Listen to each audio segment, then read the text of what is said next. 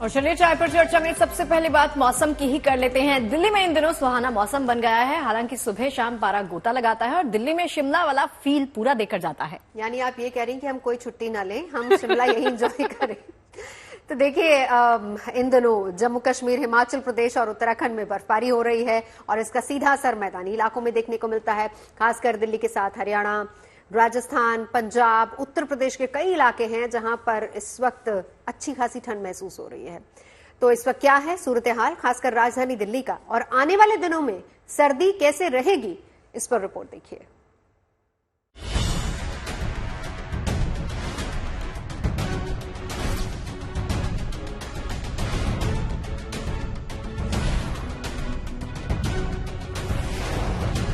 दिल्ली में ठिठुरन भरी सर्दी का आगाज हो चुका है, इसलिए आने वाले दिनों के लिए दिल्ली वाले ठंड को एहतियात के साथ एंजॉय करने के लिए तैयार हो जाइए। दरअसल बीते कुछ दिनों से कश्मीर, हिमाचल प्रदेश और उत्तराखंड के ऊंचे इलाकों में खूब बर्फबारी हो रही है, जिसका असर उत्तर भारत के मैदानी इलाकों, खासकर दिल्ली एनसीआर में जरूर दिख रहा है। यही नहीं, बीते सोमवार को दिल्ली में हवा की रफ्तार भी बढ़ी, जिसकी वजह से राजधानी की सुबह और शाम ठिठुरन का एहसास दे रही है। ये हाल तब है जब राजधानी और आसपास के आसमान में धूप निकल रही है। एक तरफ कोहरे की चादर में लिपटा इंडिया गेट हो, कहीं धुंध के बीच अक्षरधाम मंदिर, राजधानी में कमोबेश हर जगह ठिठुरन महसूस की जाने लगी है। दिल्ली एनसीआर में अब ठंड का असर दिखने लगा है। पारा 5 डिग्री से 7 डिग्री के बीच में जा रहा है। सुबह शाम धुंध देखने को मिल रही है। मौसम विभाग का कहना है कि पहाड़ी राज्यों में हो रही बर्फबारी के कारण उत्तर भारत के इलाकों में आने वाले दिनों में ठंड बढ़ सकती है। उत्तर प्रदेश, हरियाणा, दिल्ली एनसीआर के इलाकों में आने वाले 2-3 दिन में पारा 5 डिग्री से नीचे जा सकता है। ऐसे में पहाड़ी राज्यों में हो रही बर्फबारी के कारण आने वाले समय में दिल्ली एनसीआर में ठंड और बढ़ सकती है। इसलिए दिल्ली एनसीआर में रैन बसेरों की संख्या बढ़ा दी गई है। लोगों ने अलाव का सहारा लेना शुरू कर दिया है। मौसम विभाग के पूर्वानुमान के अनुसार राजधानी दिल्ली में गुरुवार से लेकर शनिवार तक तापमान 5 डिग्री सेल्सियस तक गिर सकता है। हालांकि दिल्ली समेत पंजाब, हरियाणा, राजस्थान और उत्तर प्रदेश जैसे राज्यों के सर्द मौसम में अभी तापमान सामान्य है, लेकिन 22 तारीख यानी शुक्रवार को जम्मू कश्मीर, हिमाचल और उत्तराखंड में वेस्टर्न डिस्टर्बेंस की वजह से मौसम की चाल बदल सकती है। देखिए, अगर आप टेम्परेचर की बात करते हैं तो टेम्परेचर अभी सामान्य ही है। Generally maximum region, specifically north west India, Punjab, Haryana, Rajasthan, UP, जहाँ पे जनरली जो टेम्परेचर्स हैं वो बिटवीन 5 to 10 डिग्री है, अभी सामान्य ही है। एक 22 को एक डिस्टर्बेंस अफेक्ट करेगा, वो भी लाइट रेनफॉल, स्नोफॉल देगा जम्मू कश्मीर, हिमाचल एंड उत्तराखंड में, और टेम्परेचर जो है ऑलमोस्ट जैसे हैं इसी टाइप से रहने की उम्मीद है। हालांकि ठंड के बावजूद खासतौर से इंडिया गेट और दूसरे इलाकों में बड़ी तादाद में लोग सुबह के वक्त मॉर्निंग वॉक और रनिंग करते दिख रहे हैं। दिसंबर का महीना है, सर्दी की शुरुआत है और ठंड बढ़ना लाजमी भी है, मगर सर्द होते इस मौसम में सेहत का ख्याल रखना भी जरूरी है।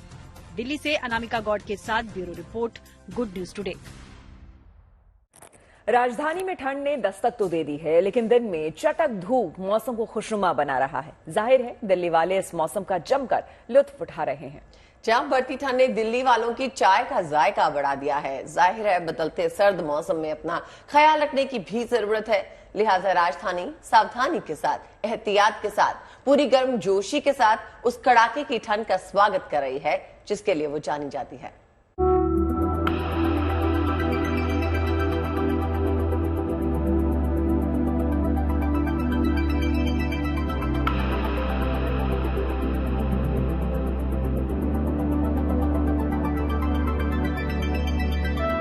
पहाड़ों पर आसमान से गिरती बर्फ के इन फाहों में मैदानी इलाकों का मौसम सुहावना हो गया है। दिन में चटक धूप और रात में ठंड ने दिल्ली वालों के लिए मौसम को खुशनुमा बना दिया है।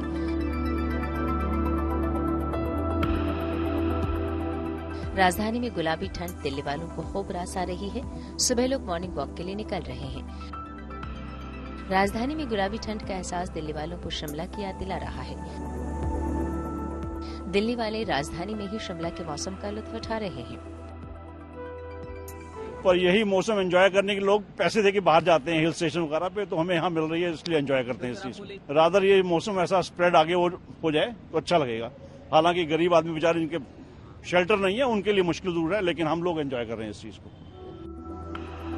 हालांकि कुछ लोग बढ़ती ठंड की वजह से एहतियात भी बरत रहे हैं। जैसे गर्मी में ज्यादा गर्मी प्रॉब्लम देती है, उसी तरह ठंड में भी ज्यादा ठंड प्रॉब्लम देती है। 6 डिग्री तक पहुंच गया। साथ साथ ये जो लालपन है आपके, तो क्या किस तरह से प्रिकॉशन करते हैं फिर आप लोग? प्रिकॉशन यही कि मॉइस्चराइजर और जो भी प्रॉपर स्किन केयर है वो अपना मेंटेन रखो जी। और जिस तरह फेस ज्यादातर मतलब अपना कवर ही रखो, क्योंकि ये पोल्यूशन फॉग दोनों मिक्स हो गया है ना, तो दोनों एक तरह से हेल्थ को भी प्रॉब्लम दे रहा है। राजधानी में पारा 6 डिग्री है, यानी सामान्य से 6 डिग्री नीचे। यानी राजधानी में सर्द हवा ने ऐलान कर दिया है कि ठंड अपनी पारी शुरू कर चुकी है। लेकिन दिन की धूप तापमान को सामान्य भी बना रही है, जिससे दिल्ली वालों को ठंड से राहत मिल रही है। कुल मिलाकर दिल्ली में लोग एहतियात भी बरत रहे हैं और गुलाबी सर्दी का लुत्फ भी उठा रहे हैं। दिल्ली में अनामिका गौड़ के साथ bureau report, good news today. और अब बात पहाड़ों पर हो रही बर्फबारी की। ताजा बर्फबारी ने जम्मू कश्मीर की रंगत में 4 चांद लगा दिए और बड़ी तादाद में सैलानी अब वहां का रुख कर रहे हैं। बिल्कुल, पुंछ हो या गुलमर्ग की वादियां, धरती के स्वर का कुदरत ने बर्फीला श्रृंगार किया है। हालांकि बर्फबारी की वजह से कुछ दुश्वारियां भी पेश आई हैं, आवाजाही पर दिक्कतें आ रही है, इस पर असर पड़ा है, लेकिन इसके बावजूद सैलानियों का जोश बरकरार है।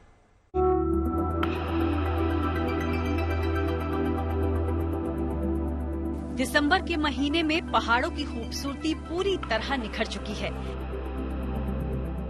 कश्मीर के कई इलाकों में बर्फ गिर रही है। पूरा पहाड़ी इलाका बर्फबारी के आगोश में मानो समा चुका है। सड़क से पहाड़ तक सब कुछ बर्फ से ढक चुका है। तस्वीरें गुलमर्ग की हैं। भारी बर्फबारी ने इलाके की खूबसूरती में 4 चांद लगा दिया है। जहां तक नजर जाती है सिर्फ बर्फ ही बर्फ दिखती है। आसमान से गिरती बर्फ की रेशम नरम फुहारों ने सैलानियों के चेहरे पर रौनक बिखेर दी है। बर्फबारी के बाद बड़ी संख्या में सैलानी गुलमर्ग पहुंचने लगे हैं। बर्फ के बीच खूब मस्ती हो रही है। पारा गिरा हुआ है, कड़ाके की सर्दी पड़ रही है, लेकिन सैलानियों का जोश सब पर भारी है। स्नो फोरकास्ट के हिसाब से नहीं होगा, तो वी वर थिंकिंग कि पता नहीं होगा लाइव स्नो देखने मिलेगा नहीं मिलेगा, बट हम लोग जैसे ही गुलमर्ग घुसे तो स्नोफॉल होना स्टार्ट हो गया। तो बहुत अलग एक्सपीरियंस है, अच्छा एक्सपीरियंस है, बहुत अच्छा लग रहा है। टूरिस्ट के लिए तो काफ़ी अच्छा हुआ कि बहुत लोग आते हैं काफ़ी दूर से, पूरे इंडिया में वर्ल्ड वाइड लोग आते हैं यहाँ पे। तो देखिए यहाँ पर जो बर्फ़ हो गई उनके लिए तो काफ़ी अच्छा रहा, लेकिन लोकल्स के लिए बिल्कुल भी कन्वीनियंट नहीं रहा। तो बर्फ़ बहुत अच्छा है, मगर थोड़ा रिस्की भी है टूरिस्ट के लिए। मस्ती के साथ साथ बर्फबारी कभी कभी मुसीबत का सबब भी बन जाती है, इसलिए मौज मस्ती के साथ सावधानी भी जरूरी है। शनिवार को गुलमर्ग में भारी बर्फबारी की वजह से कई सैलानी सड़क पर फंस गए, जिसके बाद सैलानियों के लिए सेना देवदूत बनकर आई। सेना के चिनार कोर के जवानों ने 61 सैलानियों का रेस्क्यू किया, जिनमें ज्यादातर महिलाएं और बच्चे थे। सेना ने अपने कैंप में सभी के ठहरने की व्यवस्था की, जहां उन्हें हीटर, स्लीपिंग बैग और गर्मा गर्म खाना परोसा गया। जम्मू कश्मीर के पुंछ जिले में भी वादियां बर्फ से गुलजार हैं। कुदरती खूबसूरती से भरपूर पुंछ में इन दिनों खूब बर्फबारी हो रही है, जिससे मुगल रोड पर कई जगह आवाजाही बाधित भी हो गई, जिसके बाद प्रशासन ने बर्फ हटाने वाली गाड़ियों को सड़क पर उतार दिया और इसके बाद मुगल रोड से बर्फ को हटाया जा सका। जानकारी के अनुसार भारी बर्फबारी के चलते 3 दिन पहले मुगल रोड को यातायात के लिए बंद कर दिया गया था। 2 दिनों से मुगल रोड पर बर्फ हटाने का अभियान जारी था। अब रोड पर यातायात सुचारू रूप से बहाल हो गया है। Bureau report, good news today. और अब बात रामनगरी की। प्राण प्रतिष्ठा से पहले अयोध्या को सजाया संवारा जा रहा है। भारी तादाद में आने वाले मेहमानों की सहूलियत के हिसाब से तमाम इंतजाम किए जा रहे हैं, तैयारियां हो रही हैं। बिल्कुल, रामपथ के दोनों तरफ रामायण के प्रसंगों को दीवारों पर उकेरने का काम जारी है। साथ ही राम जन्मभूमि के रास्ते पर एक मुख्य द्वार भी तैयार किया जा रहा है। तैयारी जोर शोर से हो रही है और इंतजार है 22 जनवरी का, जब भगवान राम अपने भव्य और दिव्य मंदिर में विराजेंगे।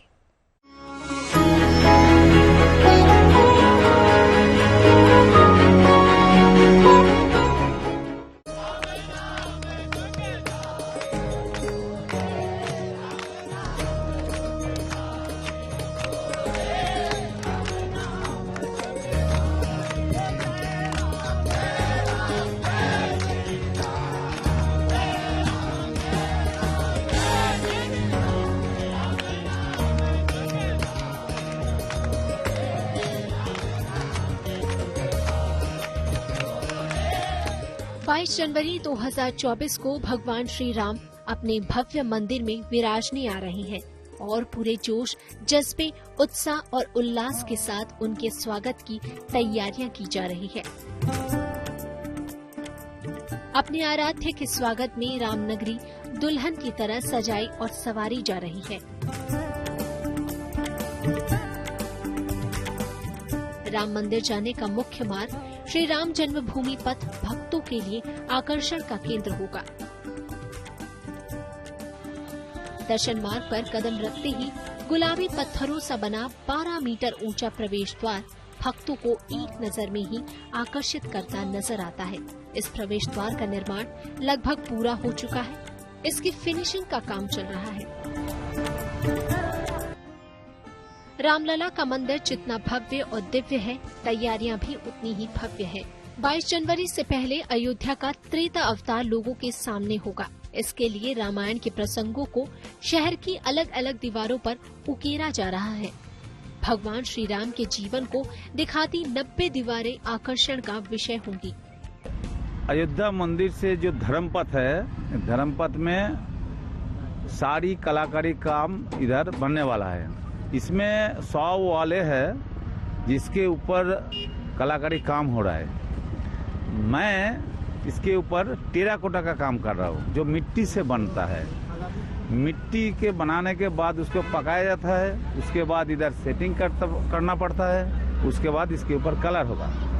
सारी कहानियाँ रामायण के ऊपर है और इसका मेरे जो 50 म्यूरल है, टोटल 200 म्यूरल बनने वाले, जिसमें 50 म्यूरल मेरे को काम करना है, तो सारी वो रामायण के ऊपर ही आधारित है।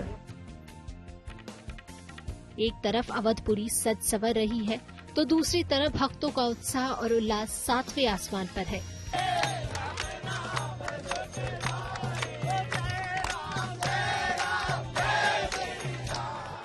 अयोध्या वैसे तो सदियों से राममय है, लेकिन 22 जनवरी को जब प्राण प्रतिष्ठा होगी तो राममय कैसा होगा इसका सिर्फ अंदाजा लगाया जा सकता है। लेकिन एक तस्वीर मैं आपको अयोध्या की सड़कों से अभी से दिखा रहा हूँ। ये नजारा है शाहजहांपुर, देहरादून से तमाम लोग आ रहे हैं और मस्ती में कि भजन गा रहे हैं कि चकोरे राम नाम गुण गाएं। राम नाम सुखदाय जपो रे, राम नाम सुखदाय जपो रे, जय राम जय श्री राम, जय राम जय राम, जय श्री राम, जय राम। कहाँ से आए हैं आप लोग? हम लोग देहरादून, शाहजहांपुर और लखनऊ के सब लोग, तीनों लोग हैं। पहले भी आप लोग अयोध्या आए? हाँ आए, हम लोग आए। कृष्णा परिवार है हम लोग का, हम लोग सब लोग साथ में आए हैं। तो पहले के अयोध्या और आज के अयोध्या में कितना अंतर देख? अरे बहुत अंतर है, योगी जी ने बिल्कुल चमका दिया है। रामलला के अपने स्थायी पते पर विराजने में अब लगभग 31 दिन शेष हैं। ऐसे में तैयारियों को अंतिम रूप देकर मंदिर निर्माण समिति और ट्रस्ट भक्तों के लिए भगवान की राह आसान करने में जुटे हैं। संतोष सिंह के साथ bureau report, good news today.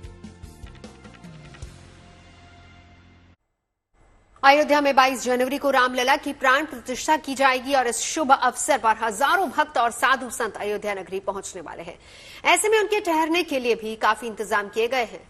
आपको बता दें कि इनमें राम की नगरी में अलग अलग जगह पर खास टेंट सिटी बसाई गई है, जिसमें किसी 5 स्टार होटल की तरह इंतजाम किए गए हैं।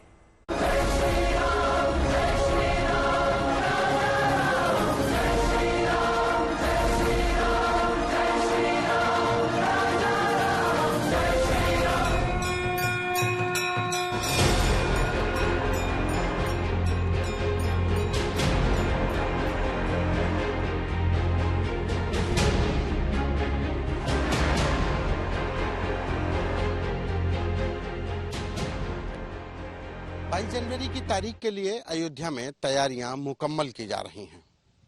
कहीं पर साधु संतों के लिए टेंट सिटी बसाई जा रही है तो कहीं पर श्रद्धालुओं के लिए भी व्यवस्थाएं हो रही हैं। हम इस समय पर अयोध्या के ब्रह्मकुंड गुरुद्वारे के पास में टेंट सिटी बसाई गई है। ये जो वीवीआईपी लोग आएंगे, तमाम जो साधु संत, जो शंकराचार्य, तमाम पीठों के प्रमुख, तमाम धर्मों के प्रमुख, तमाम संप्रदाय के प्रमुख यहाँ पर आएंगे, तमाम माननीय आएंगे। उनके लिए एक टेंट सिटी बसाई गई है। ये अब हम आपको अंदर लिए चलते हैं। ये टेंट सिटी है। आप जब इसके अंदर आएंगे, ये इसको बाकायदा नंबर दिया गया है, टेंट 124। आप जब अंदर आएंगे तो आपको लगेगा कि आप किसी हिल स्टेशन में जा रहे हैं। बाकायदा क्लासिक जिसको कहते हैं लुक दिया गया है, लालटेन लगाई गई है। हालांकि उसमें कहा जाए कि लाइट आधुनिक ही है, ये लाइट लगाई गई है। अब अंदर चलते हैं। अंदर जो गेट है वो चेन से खुलेगा। बाकायदा आप जब अंदर जाते हैं तो ये चेन से आप बंद कर सकते हैं ये, और आपको जब अंदर जाना है तो ये खुल गया। अंदर आते हैं। ये अंदर आकर के ये इस तरीके से पूरी साजो सज्जा, आपको भरोसा नहीं होगा ये सजावट, ये खूबसूरती देखकर कि ये टेंट सिटी है। किसी आलीशान होटल 5 स्टार 7 स्टार होटल से कम नहीं है। सारी सुविधाएं हैं। बैठने के लिए डबल बेड है, बैठने के लिए कुर्सियां हैं और लैंप्स हैं। तमाम जो डेकोरेशंस हैं, एलईडी लगाई हुई है। आधुनिक सुविधाओं से लैस ये टेंट सिटी बसाई जा रही है। और इस तरीके से एक जगह पर 30 टेंट सिटी हैं और दूसरी जगह पर करीब 40 टेंट सिटी हैं। एसी लगा हुआ है ताकि जो लोग आए उनको किसी भी तरीके की असुविधा ना हो। ये व्यवस्थाएं सारी हो रही हैं। एक जगह पर 30 टेंट सिटी बसाई गई है, यानी 30 ऐसे ही टेंट्स लगाए गए और दूसरी जगह पर करीब 40 ऐसे ही टेंट बसाए गए हैं। तो तमाम पूरी अयोध्या में इसी तरीके की व्यवस्थाएं हैं। ये इधर पर आपको ये वॉशरूम मिलेगा। ये बाकायदा हम अंदर चलते हैं, आपको दिखाते हैं। ये अंदर ये वॉशरूम है। बिल्कुल आपको 5 स्टार होटल की तरह ही सारी सुविधाएं, जैसा कि मैंने बताया कि 5 स्टार होटल का पूरा लुक दिया गया है अयोध्या में बसी इस टेंट सिटी में। और टेंट का अयोध्या से पुराना नाता रहा है। भगवान राम टेंट सिटी में जब रहे तो ये एक कहा जाए कि सालों तक टेंट में ही रहे। और अब जब भगवान राम का मंदिर बन रहा है, हम टेंट सिटी से बाहर भी देखिए, आपको ये हम बाहर लेकर के आ गए और ये टेंट का ही पूरा प्रेमाइसेस है। भगवान राम सालों तक टेंट में रहे और अब उन्हीं के शहर में उनके भव्य मंदिर के निर्माण में एक टेंट सिटी बसाई जा रही है। और इसी टेंट सिटी में वो राम भक्त रुकेंगे जो सालों से इंतजार कर रहे थे अपने भगवान के भव्य मंदिर का, जो सालों से इंतजार कर रहे थे अपने भगवान की प्राण प्रतिष्ठा का, उनके दर्शन का। महाकाल की नगरी उज्जैन में मल्हारी मार्तंड की सवारी धूमधाम से निकाली गई। सवारी का इतिहास भी महाकाल की सवारी के साथ जुड़ा है। दरअसल यहाँ पे मल्हारी मार्तंड का मंदिर और धर्मशाला मराठा कालीन है। मल्हारी मार्तंड के चांदी के स्वरूप को पालकी में निकाला जाता है। मल्हारी का पूजन गोपाल मंदिर पर सिंधिया राजवंश द्वारा किया जाता था। आज भी ये परंपरा कायम है। देखिए 300 साल से चले आ रहे इस भव्य उत्सव की एक झलक।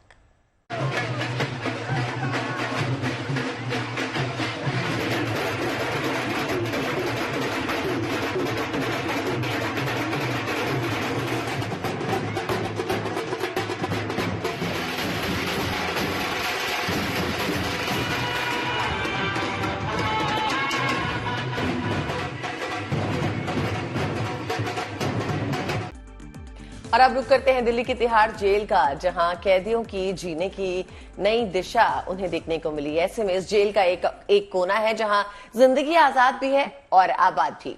जी हाँ, दरअसल दिल्ली में जेल से रिहा होने वाले कैदियों को रोजगार मुहैया करवाने के लिए तिहाड़ जेल प्रशासन ने एक शानदार पहल की है। इसके लिए तिहाड़ स्टोर शुरू किया गया। तो क्या है ये पहल, चलिए आपको दिखा देते हैं।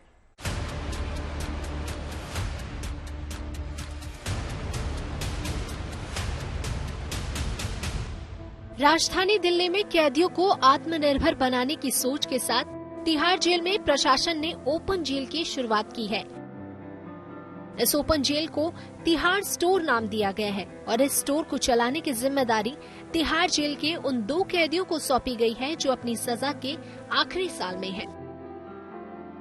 तिहाड़ जेल में सजा काट रहे कैदी जब बाहरी दुनिया में जाएं तो अपनी जीविका चलाने के लिए रोजगार कर सके, सर उठा के कोई काम कर सके, इसी सोच के साथ शुरू किया गया है तिहाड़ स्टोर।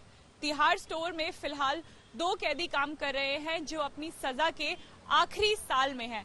पायलट प्रोजेक्ट की तरह तिहाड़ स्टोर को इंडियन ऑयल के साथ कोलैब करके खोला गया है। इस स्टोर में तिहाड़ जेल के कैदी जो सामान बनाते हैं, जो प्रोडक्ट बनाते हैं, उन्हें तिहाड़ जेल प्रोडक्ट ब्रांड के नाम से यहाँ बेचा जा रहा है। खास बात यह है कि स्टोर में रखे गए सभी प्रोडक्ट्स के पीछे कैदियों का ही हुनर है, जो तिहाड़ जेल में सजा काट रहे हैं और जेल के भीतर से ही वे नमकीन, बिस्कुट और कपड़े समेत तमाम प्रोडक्ट्स भी तैयार कर रहे हैं, जिन्हें तिहाड़ स्टोर पर बिक्री के लिए रखा गया है।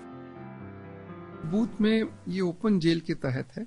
इसमें वे कन्विक्ट्स इनमेट हमारे जाते हैं जिनकी सजा खत्म होने में 1 साल, 1.5 साल, 2 साल बचा होता है, तो उनके कॉन्डक्ट के अनुजय उन्हें सेलेक्ट करके वहां पे पोस्ट किया जाता है, तो वे वहां पे उसको मैन करते हैं, मैनेज करते हैं। तिहाड़ जेल प्रशासन की वाकई में ये कमाल की पहल है, जिससे सजा काटकर जेल से बाहर निकलने वाले कैदियों को न सिर्फ रोजगार के अवसर मिलेंगे, बल्कि उन्हें खुद को समाज की मुख्य धारा से जोड़ने का आत्मविश्वास भी मिलेगा। कॉन्सेप्ट होता है ओपन जेल का। ओपन जेल उनके लिए होता है जैसे कोई 30 साल अपना कन्विक्ट है जो अंदर रह रहा है, तो 2 साल 3 साल पहले हम उसको धीरे धीरे जैसे सेमी ओपन जेल में, फिर ओपन जेल में भेजते हैं, ताकि जब वो अपनी मियाद खत्म कर लेता है उसके बाद उसे फिर दोबारा इंटीग्रेट सोसाइटी में होने में आसानी होती है। खास बात यह है कि स्टोर में दोनों कैदी सुबह 7 बजे से शाम 7 बजे तक 2 शिफ्ट में काम करते हैं और इस दौरान उनके साथ जेल का एक कर्मचारी भी तिहाड़ स्टोर में मौजूद रहता है। यहाँ पे सीख के काम करेंगे, बाहर जाएंगे, और यहाँ पे बढ़िया लग रहा, अच्छा लग रहा हमें। दुकान में कोई प्रॉब्लम नहीं है। फिलहाल दिल्ली में ये एक ही तिहाड़ स्टोर खोला गया है, लेकिन आने वाले वक्त में जल्द ही दिल्ली में और भी तिहाड़ स्टोर नजर आएंगे, जिस पर जेल के भीतर सजा काट रहे दूसरे कैदियों को भी अपनी प्रतिभा और हुनर निखारने का मौका मिलेगा। दिल्ली से अनामिका गौड़ के साथ bureau report, good news today.